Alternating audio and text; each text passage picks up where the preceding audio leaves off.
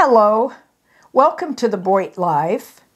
Today we're talking about RVs. Trying to pick out the right RV for you.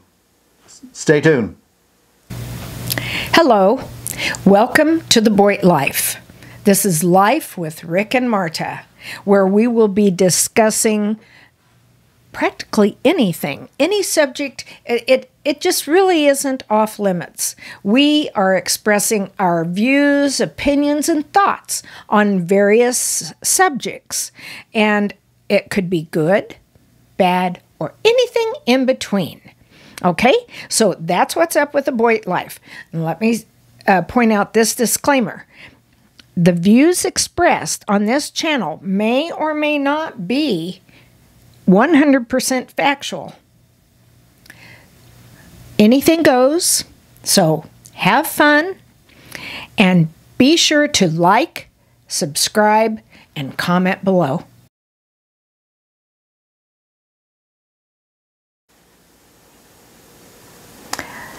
So, picking out the right RV, that's kind of hard. I'm going to put this in a nutshell. We've had a really big RV, and now we have a small one. And if you ask, which do I like better? I think it depends what you're going to be using it for. For us at our age, smaller is better. Right. We've had, like Marta says, we've had all different sizes of RVs. And from a 44-foot Class A, and also going down to what we have now, which is a 15-foot E-Pro 15 TB, right? Yes.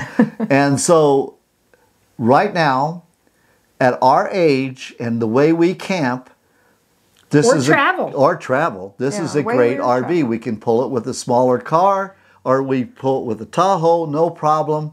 It's easy to set up. There's enough room. It's got twin beds. We made it into twin beds. It was a big seating area. We made it into twin beds, which we really like. A small kitchen. We spend most of our time when we're camping now outside and then sleep in the trailer. This fit our style. The thing you got to watch when you're buying an RV is, and trust me, we've made a lot of mistakes.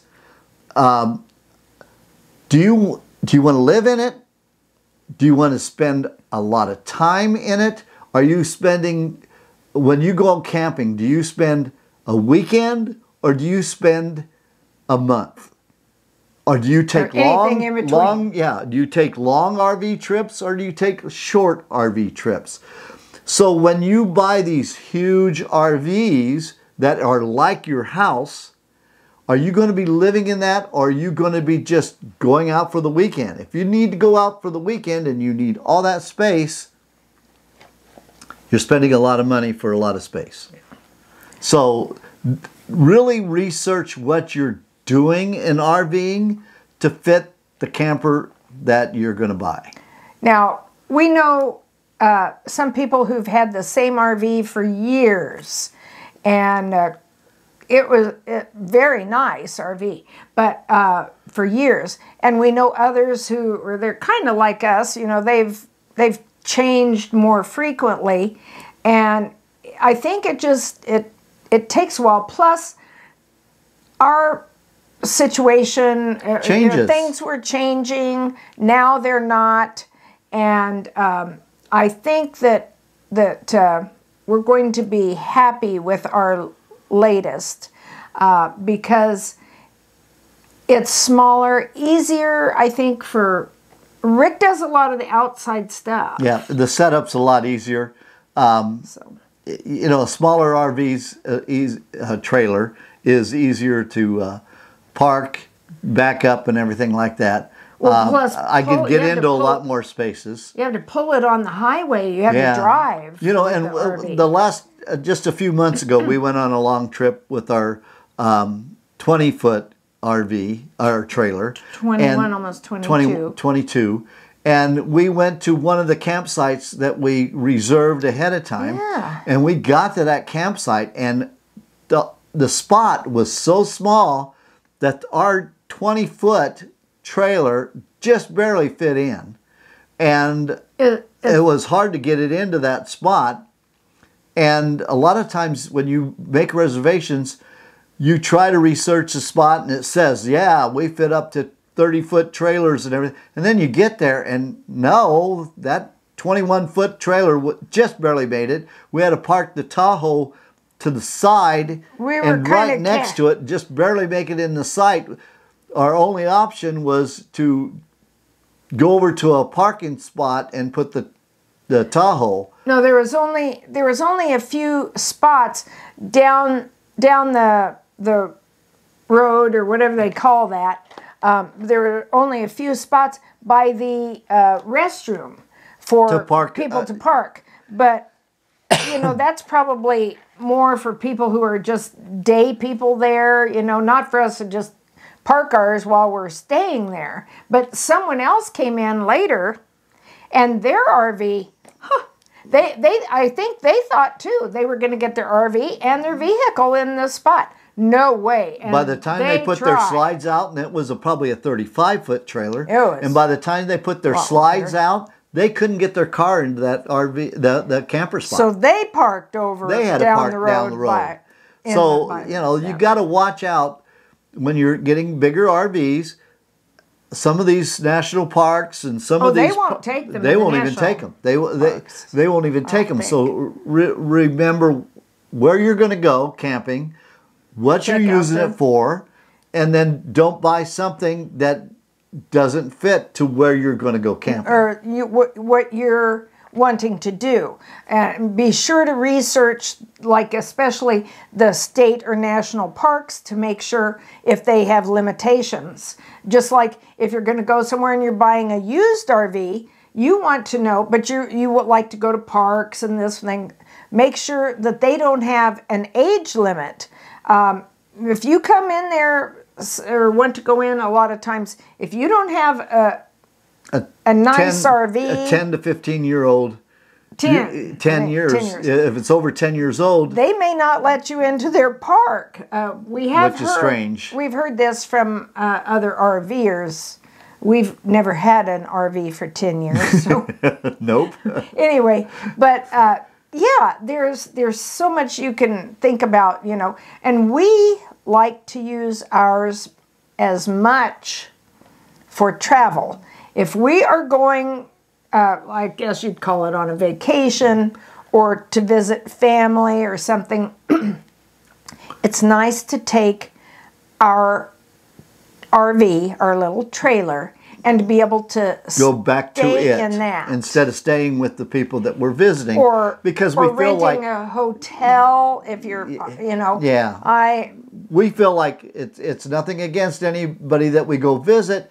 It's just we feel like we like to go back to our own bed or our little trailer to spend the night. You know, so we're not staying up late or feel like we have to stay up late or go to bed early wherever we're visiting. Yeah, or get up early. You know, for you. That we can do anything we want. Well, it might make you feel, you know, more comfortable. Maybe they are even happy because maybe they're kind of more comfortable more alone time because you're not disrupting their normal, you know, process.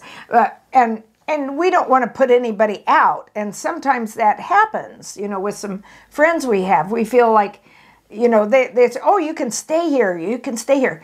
But we feel like we're really putting them out. And so we like to be able to do that. And so we can usually find a campground close or whatever. Heck, now and here's the other thing too.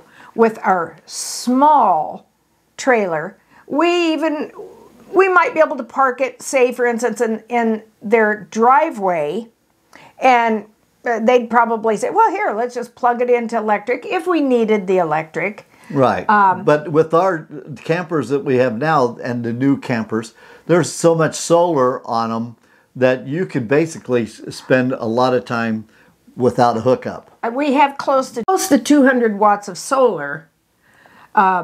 You can run everything except your microwave in your air conditioner, basically, because most of the newer trailers have LED lights, and you know, it can. And matter of fact, we don't necessarily have to plug in for television. This one has a 12-volt. It will TV. run. Yeah, it will run without, you know, the shore power. And we moved up in batteries. We, you know, not shore powers or marine. We went to AGM. Not the lithium. Not the lithium, but we went to AGM. But we have 2 AGMs. Yeah. And so we have quite a bit of battery. And storage. And the solar charges those batteries where we have no problem. It'll We could stay out a trickle couple, charge 3 days. I bet easily, maybe longer. Yeah, maybe longer. It 5 depends to on the 7. sun. The problem that we would have, and you have to pay attention, in a smaller trailer, that usually means smaller tanks. Right. A freshwater tank that's smaller. Your black and gray will be smaller. So you have to watch the usage on those. Now, we're real good about conserving. Yeah, we conserve water really well. But when it comes to the black, you know, the toilet, we use our toilet in our RV. We always have. Right. So you got to watch that usage. Because that you know, tank will fill up because it's small. If you're at an RV park, you can always use that bathroom too, which Marta doesn't, but I can. And so that helps extend the black tank a little bit. And the gray water doesn't fill up too much because we reuse our water for washing hands, for, you know, the dishes and stuff like that. We watch our water consumption. And for drinking, we always bring our own drinking water. You know, so that, you know, those are just things that what you need to look at when you're doing an RV. Just look at what you're going to camp, how you're going to camp, when you're going to camp, so you don't. We had a Class B, which we really loved. We really loved our Class B. But it was just so much money sitting in our driveway. Yeah, and we used the heck out of it, but it still wasn't worth that much money sitting in our driveway. So that's why we knew we could go smaller in a trailer, because we went so many places in that RV and we were fine. The only thing I didn't like about it is that we had to, when we were traveling from place to place, we had to move things up front, then up back. In the back. Then up front, up back. In the back. And so that took a lot of fun out of it, whereas this trailer, we just keep it, we can store a lot of things in our Tahoe. In the back of our Tahoe, and easy to get to. Plus, we don't have to move things up here and back there in the trailer, you know. Right, because the trailer's ready to go. Like the van, it's because, okay, there wasn't enough room, we put it up front, well then you have to move it again because you have to drive and sit in those seats, so you put it back. So every day was like that with that. Yeah. It isn't with this. And I do really like that because it reminds me a lot of our Class B, but it's not as expensive for sure, and the other is we don't have that hassle. Right. Another thing you got to know about RVs, they're going to break. They're going to go ahead. Yep. Okay, but what I was going to say is, I know it may sound like we're talking to novices, you know, people that maybe don't. We might be talking to some real seasoned RVers, campers, travelers, and you may know a lot more than we do. And so write it in the comments. Yeah, say what your thoughts are. What are your thoughts? But a lot of things you need to know too.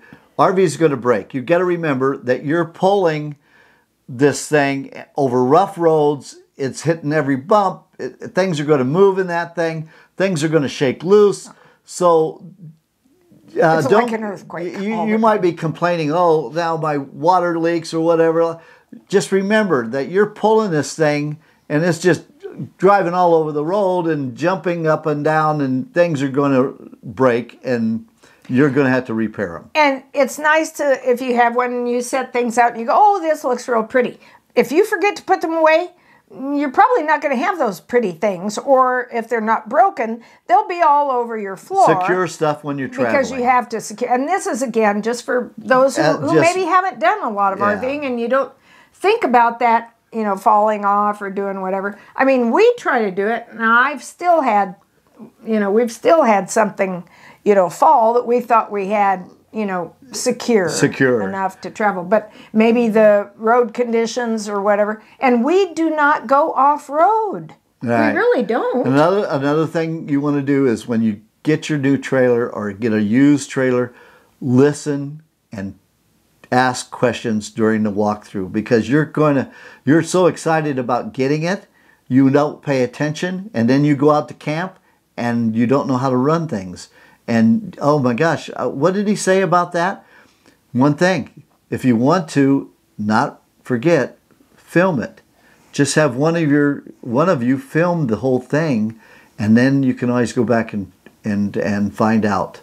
So that's kind of a tip, because a lot of times you're so excited to get it and take it out, that's all you're thinking about. And they're going through everything, and you're just going, yeah, I'm good at that. Yeah. If and then you find out you don't have it. If you've had some before, you think, oh, I know about that. I don't need him to go over this. And I always tell Rick, yes, you do. It never hurts, especially, you know, I mean, I'm going to say, okay, at our age or whatever. It never hurts to listen again, because they change things. Yeah. And everything doesn't work the same. Maybe brand to brand, model to model, whatever the case might be, it could change. Yep. Year to year, you know. And when you're working with an RV dealer, never pay for a walkthrough.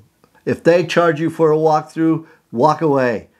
Who would do that? Yeah, they do. They charge up to a bunch of money for a walkthrough. Don't. The walkthrough should be included, and they should be glad to do it. So anyway. To sell you an RV? I would think so. Yep. Thanks for watching. Comment, like, share, subscribe. We appreciate you.